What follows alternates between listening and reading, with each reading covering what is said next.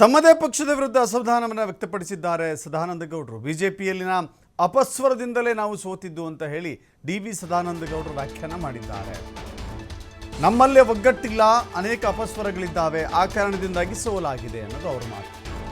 ವಿಧಾನಸಭೆ ಎಲೆಕ್ಷನ್ ಬಳಿಕ ರಾಜ್ಯದಲ್ಲಿ ಗಂಭೀರವಾಗಿ ತೆಗೆದುಕೊಳ್ಳಿಲ್ಲ, ಪಕ್ಷದಲ್ಲಿ ಕಾರ್ಯಕರ್ತರನ್ನ ವಿಶ್ವಾಸಕ್ಕೆ ತೆಗೆದುಕೊಳ್ಳಿಲ್ಲ, ಮೋದಿ ಇಮೇಜ್ ಮೇಲೆ ಚುನಾವಣೆ ನಡೆದು ಬಿಡುತ್ತೆ ಅಂತ ಅಂದುಕೊಂಡಿದ್ರು. ಈ ರೀತಿಯ ಓವರ್ ಕಾನ್ಫಿಡೆನ್ಸ್ನಿಂದ ನಮ್ಮ 9 ಸ್ಥಾನ ಹೋಗಿದೆ. ಕಾರ್ಯಕರ್ತರನ್ನ ಬಿಟ್ಟಿದ್ದಕ್ಕೆ ಈ ಬಾರಿ ನಾವು ವೈಫಲ್ಯವನ್ನು ಅನುಭವಿಸಬೇಕಾಗಿದೆ ಅಂತ ಹೇಳಿದ್ದಾರೆ ಮಾಜಿ ಕೇಂದ್ರ ಸಚಿವ, ಮಾಜಿ ಮುಖ್ಯಮಂತ್ರಿ ಡಿ.ವಿ. ಸದಾನಂದ ಗೌಡ. ನಾನು ಇದನ್ನು ಖಡಾಖಂಡಿತವಾಗಿ ಒಪ್ಪಿಕೊಳ್ತೇನೆ. ನಮ್ಮ ಪಕ್ಷ ಇಷ್ಟು ಶಿಥಿಲ ಆಗಲಿಕ್ಕೆ ಕಾರಣವೇ ಪಕ್ಷ ವಿರೋಧಿ ಮಾತುಗಳನ್ನು ಯಾರೆಲ್ಲ ಮಾತಾಡ್ತಾರ ಅವರಿಗೆ ಮಣೆ ಹಾಕ್ಲಿಕ್ಕೆ ಹೋಗ್ತೇವೆ ನಾವು.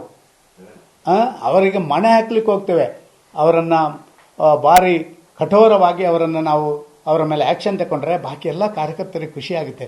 ನೋಡಿ, ಪಕ್ಷ ವಿರೋಧಿ ಮಾಡಿದವನ ಮೇಲೆ ಇದೇನಿಲ್ಲ, ಅವನು 2 ಸಾರಿ ಮಾಡಿದರೆ 3 ಸಾರಿ ಅವನ ಮನೆಗೆ ಹೋಗಿ ಅಣ್ಣ ಮಾತಾಡಬೇಡ ಅಣ್ಣ ಅಂಥೇಳಿ ಅವನನ್ನು ಸಮಾಧಾನ ಮಾಡುವಂಥದ್ದರಿಂದ ಎಲ್ಲೋ ಅಶಿಸ್ತಿಗೆ ನಮ್ಮದರಲ್ಲಿ ಇವತ್ತು ಕೂಡ ಸರಿಯಾದ ಕ್ರಮಗಳು ಕೈಗೊಳ್ಳದಿರುವುದು ಕಾರಣ. ನಾನು ಬಲವಾಗಿ ಇದನ್ನು ಒಪ್ಪಿಕೊಳ್ತೀನಿ ಸರ್.